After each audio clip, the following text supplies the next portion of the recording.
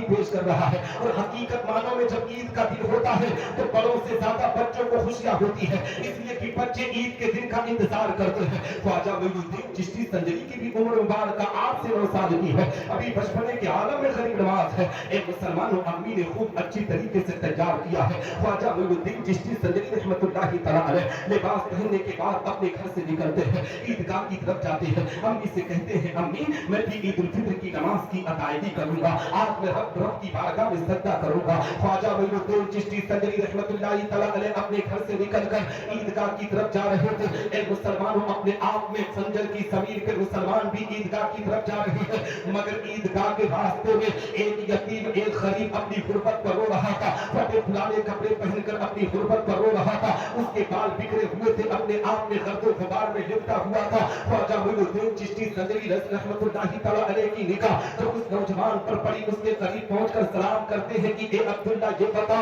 आखिर आज तो ईद का दिन है, आज पूरी दुनिया का मुसलमान खुशी मसरत और शादमानी में डूबा हुआ है, आज कोई ईद की खुशियां मना रहा है, आज कोई अल्लाह की तरफ से मेहमानी का दिन पाकर आज अल्लाह की रजा के खातिर हर कोई जिंदगी के अरकान को पूरा कर रहा है, मगर आज ईद के दिन आज अपने आप में अपनी जिंदगी के वकार को तुम मजबूत क्यों कर रहे हो? आज तो तुम्हें अपने आप में गर्दो गुबार में क्यों लिपटे हुए हो?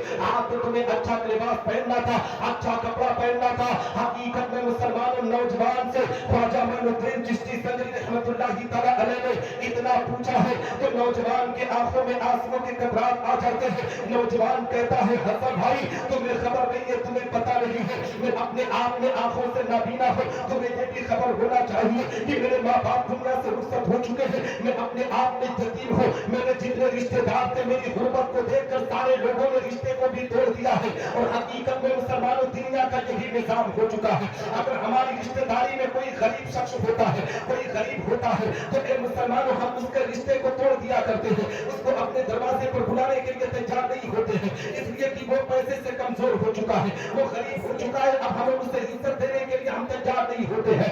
लेकिन हमारी रिश्तेदारी में अगर कोई बहुत अमीर होना, अगर सगा रिश्तेदार हकीकी रिश्तेदार नहीं है, नस्लन बादल नस्ली जोड़ने पर कहीं से कोई रिश्ता मिल रहा है तो हमारी कौम के लोग फख्र से बताते हैं वो हमारा फूफा लगता है, वो हमारा खालू लगता है, वो हमारा मामू लगता है, वो हमारा चाचा लगता है। हकीकत में अमीरों से रिश्ता जोड़ने के लिए हम ए मुसलमानों बड़ी तेजी दिखाते हैं, लेकिन गरीब की हुर्मत को देखकर उसकी इज्जतों को पामाल करते हुए नजर आते हैं। हमने जहां तक महसूस किया है कि जो इंसान अपने अमीरी होने का ढिढोरा पीटता है, अमीर रिश्तेदार का ढोल जमाता है, जब अमीर के घर पहुंचता है ना तो एक चाय भी उसको ठीक तरीके से नहीं मिलती है, फिर भी उसकी रिश्तेदारी का ढोल रचने पर आमादा होता है। लेकिन जिस गरीब की हुर्मत का मजाक उड़ाता है उस गरीब पर कभी जाकर उसके दरवाजे पर देखो, अगर उसके किचन के अंदर उसके अंदर कुछ भी ना होगा फिर भी मोहब्बत का नजराना पेश करते हुए नजर आएगा। इसलिए मुसलमानों गरीबों पर तरस किया करो, गरीबों की इमदाद किया करो। ख्वाजा मोइनुद्दीन चिश्ती संजरी की बारगाह में जब उस नौजवान ने कहा था, गरीब नवाज सुनो सुनो, मेरा इस दुनिया के अंदर कोई नहीं है, इसीलिए पूरी दुनिया के लोग मुझे सता रहे हैं, तो ख्वाजा मोइनुद्दीन चिश्ती 9 साल की उम्र में उस नौजवान से कहते हैं, नौजवान सुन, तुझे घबराने की जरूरत नहीं है, तुझे परेशान होने की जरूरत नहीं है, मैं तुझे भाई का प्यार दिलवाऊंगा, माँ की ममता का प्यार दिलवाऊंगा, भाई बाप का साया तुझे दिलवाऊंगा, चल मेरे घर में तुझे गुस्ल करवाता हूँ। हकीकत में उस नौजवान की कलाई को पकड़ कर ख्वाजा मोइनुद्दीन चिश्ती संजरी रहमतुल्लाहि तआला अलैह अपने घर को लेकर आते हैं। और लाने के बाद ए मुसलमानों घर को जैसे ही आए हैं ना, अम्मी जैसे ही ख्वाजा मोइनुद्दीन चिश्ती को देखती है, माँ ने कहा था कि एक बेटा हसन तुझे तो ईदगाह की तरफ जाना था, तुझे तो ईद उल फित्र की नमाज पढ़ने के लिए जाना था, ए बेटा हसन तू घर को क्यों चला आया? तो जानते हो ख्वाजा मोइनुद्दीन चिश्ती संजरी ने कितना प्यारा जवाब दिया था, कहा था अम्मी अगर मैं आज इस नौजवान को अपने घर ना आता ना तो रब तबारक व तआला पंजर के जितने भी मुसलमान हैं उनकी नमाजों को उनके मुंह पर मार देता, उनके रोजे को उनकी मुंह پر مار دیتا. اس بنیاد پر کہ ایک غریب اپنی غربت پر رو رہا ہے, ایک غریب اپنی غربت پر رو کر اپنی یتیم ہونے پر رو رہا ہے. رب تبارک و تعالی یہاں کے مسلمانوں کی نماز کو اس کے منہ پر مار دیتا. خواجہ معین الدین چشتی سنجری رحمت اللہ تعالی علیہ اپنی امی سے کہا ہے, امی میں نے اس سے کہا ہے کہ تجھے ماں کا پیار دلواؤں گا, بھائی کا پیار تجھے دلواؤں گا, میں اپنے آپ میں باپ کا سایہ دلوانے کے لیے آیا ہوں. اس نوجوان کو غسل کرایا جاتا ہے. نوجوان جب غسل کر کے فارغ ہوا نا تو خواجہ معین الدین چشتی سنجری رحمت اللہ تعالی علیہ نے اس کو لباس دیا ہے. لباس پہننے کے بعد خواجہ غریب نواز رحمت اللہ تعالی علیہ اس نوجوان کو لے کر جیسے ہی اپنے گھر سے نکلے ہیں, غریب نواز آگے آگے چل رہے تھے. اس نابینا نوجوان کی کلائی کو پکڑ کر آگے چل رہے تھے.